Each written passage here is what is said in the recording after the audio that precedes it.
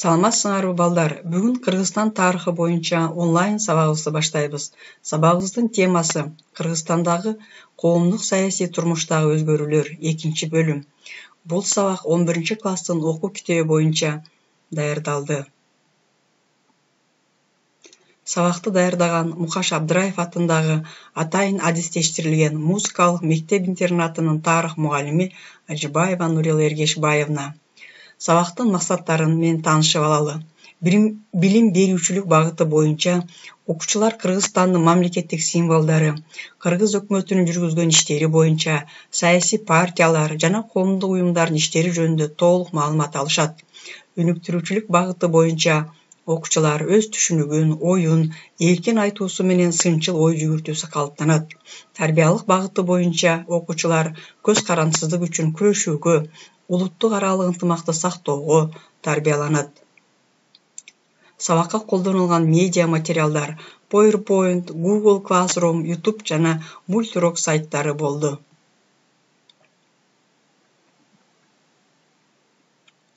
Балдар, сабагыбызды Кыргыз Республикасынын мамлекеттик символдору менен баштайбыз.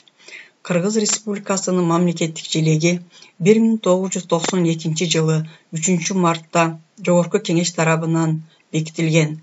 Долбоордун авторлору Айдаров, Жайчыбеков, Иптаров, Матаев, Сыдыков болушкан.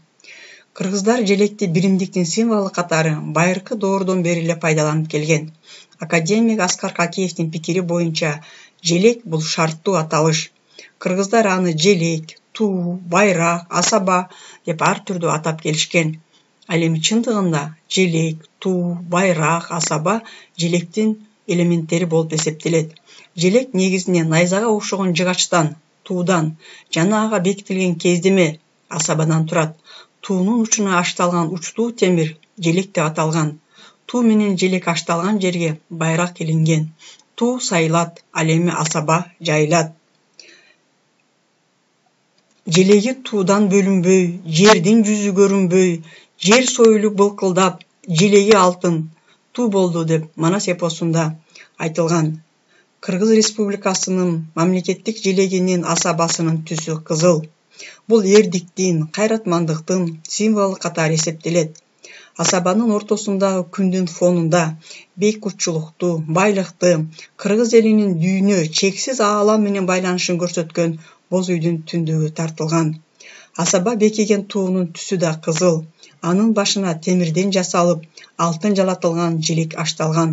Тууга желек ашталган жерге алтын түстөгү жиптин ешилген чачылуу байрагы илинген. Ал эми биздин Кыргыз мамлекеттик гимнибиз 1992 жылы 18 декабрда Жогорку Кеңеш тарабынан бекитилген. Сөзүн Жалил Садыков, Шабданбек Кулуев жазса, ал эми музыкасын Насыр Давлесов жана Калым Алдыбасанов агайлары жазган. Байыркы кыргыздарда гимндин милдетин ураан аткарып келген. Тарыхчы Жамгырчинов агай айткандай, ар бир уруктун жана уруунун баатырдык урааны жана желеги болгон. Мисалы өзүңөргө билгендей, Манас эпосунун жоокерлери ар дайым жоого аттанганда Манас, Манас деп ураан чакырып келген. Бул кыргыз элин биримдикке үндөгөн. Кыргыздарда 20-кылымдын башына чейин эле уруу аралык чабыштарда, элдик оюндарда, өзгөчө ат чабыштарда ураан чакыруу салты болгон. Ал эми биздин сыймыбыз болгон Кыргызстандын герби 1994 жылы 14 январда кабыл алынган. Авторлору Абдраев жана Дубанаев. Эми балдар карагыла, гербте көрүнүп тургандай күн, тоо, көл, талаалар, буудай жана пахта бул символикалуу түрдө Кыргызстандын байлыктарын көрсөтүшкөн. Ал эми ортодо турган кыргыз турмушунун символу катары ак шумкардын элеси турат. Кыргыздар ар дайым ак шумкарды баалап келишкен. Бул ак шумкар өзүн өзү коргоого жөндөмдүү жаш демократиялык мамлекетибиздин символу катары турат. Кыргызстандын мамлекеттик символдору кыргыз элинин кылым карыткан тарыхынан кабар берет. Аларда кыргыз элинин муундан муунга өтүп келген улуу руху, бекем биримдиги, күчтүү эрки чагылдырылган. Эгемендүү республикабыздын бул символдору дүйнөдөгү башка мамлекеттердин символдорунун катарында өзүнүн маанилүү ордун ээлеп турат. Кыргыз Республикасынын өкмөтү мамлекеттик аткаруу бийлигинин жогорку органы. Өкмөттүн ишин премьер-министр башкарат. Өкмөт премьер-министрди баштаган министрлерден жана мамлекеттик комитеттердин төрагаларынан турат. Өкмөттүн курамын премьер-министрдин сунушу менен президент аныктайт. Ал эми жогорку кеңеш бекитет. Кыргыз Республикасынын премьер-министрлери 1991-2010 жылы бизде 12 премьер-министр башкарып келген. Аларга айтсак, Исанов, Чыңгышев, Жумагулов, Жумалиев, Ибраимов, Муралиев, Танаев, Кулов, Исабаев, Атамбаев, Чудинов, Усенов болушкан. Бирок кыргыз премьер-министрлерин тез алмашышы бул иштин жүрүшүнө өзүнүн терс таасирин тийгизбей койгон эмес. 2011 жылы Кыргыз Республикасынын парламентинде көпчүлүктү түзгөн фракциялардын жана коалициялардын чечими менен Кыргыз Республикасынын премьер-министрлигине Өмүрбек Бабанов дайындалган. Азыркы мезгилде Кыргызстанда жергиликтүү өз алдынча башкарууну уюштурууга өзгөчө көңүл бурулууда. Анткени ошолор гана областтардын, райондордун, чарбалардын, айыл кыштактардын өзгөчөлүктөрүнө жараша иш жүргүзө алышат. Ар бир областта губернатор, райондордо жана шаарларда жергиликтүү мамлекеттик акимчилик, айыл кыштактарда айыл өкмөттөр башкарып келишет. Мындан тышкары областтарда, райондордо, шаарларда жана айылдарда жергиликтүү кеңештер иш алып барууда. Балдар, саясий партиялар деген кимдер? Аларга көңүл буралы. Саясий партия калктын белгилүү бир бөлүгүнүн саясий эркинин жүзөгө ашырышына түрткү бере турган жалпы саясий максаты бар жана мамлекеттик ишти башкарууга өз өкүлдөрү аркылуу катышкан жарандардын ыктыярдуу бирикмеси. Азыркы учурда Кыргызстанда расмий катталган партиялардын саны 200дөн ашты.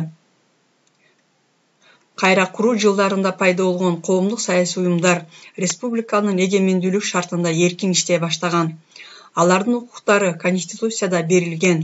Алар жогорку кеңешке, мамлекеттик кызматтарга жана жергиликтүү өз алдынча башкаруу органдарына шайлоо үчүн талапкерлерди көрсөтө алат. Бийликтин өкүлчүлүктүү органдарында фракция түзө алат.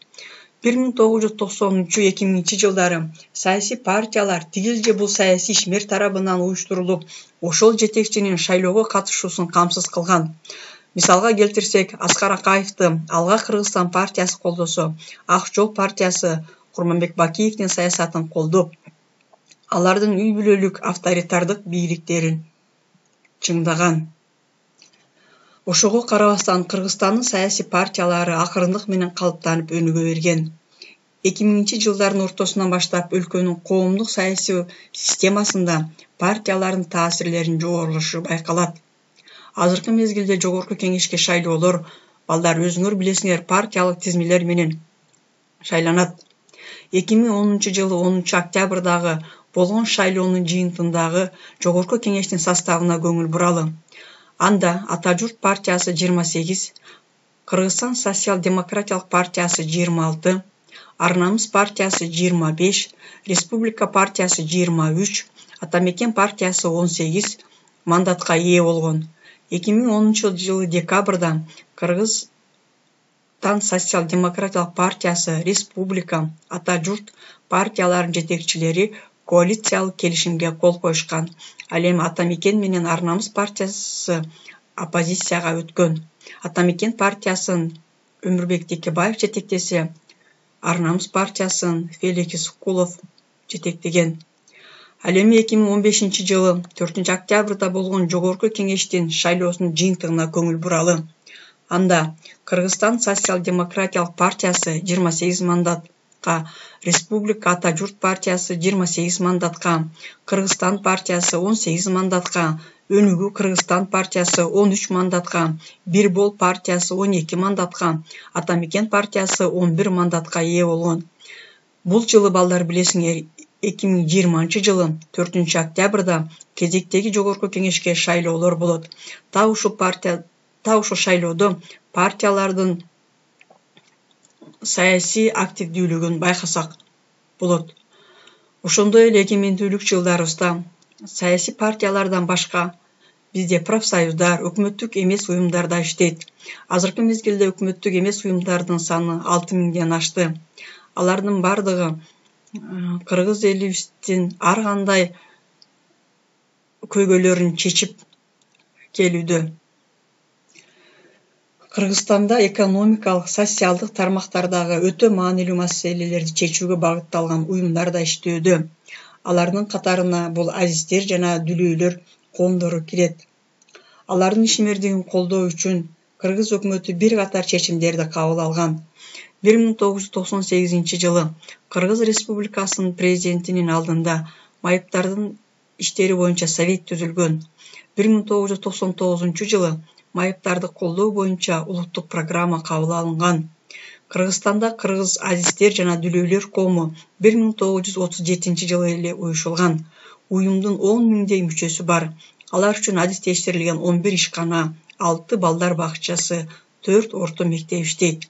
1991-жылдан баштап ал коомду Калык Мамбетакунов жетектейт. Балдар Калык Мамбетакуновдун өмүр баянына көңүл буралы.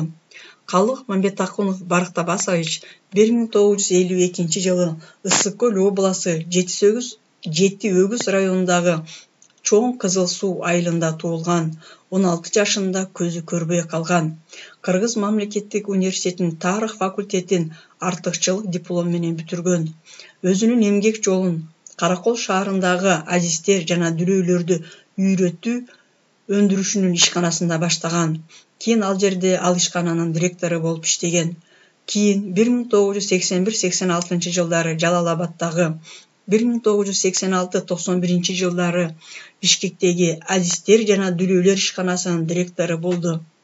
1991 жылдан баштап Кыргыз азиздер жана дүлөйлөр коомун башкарат.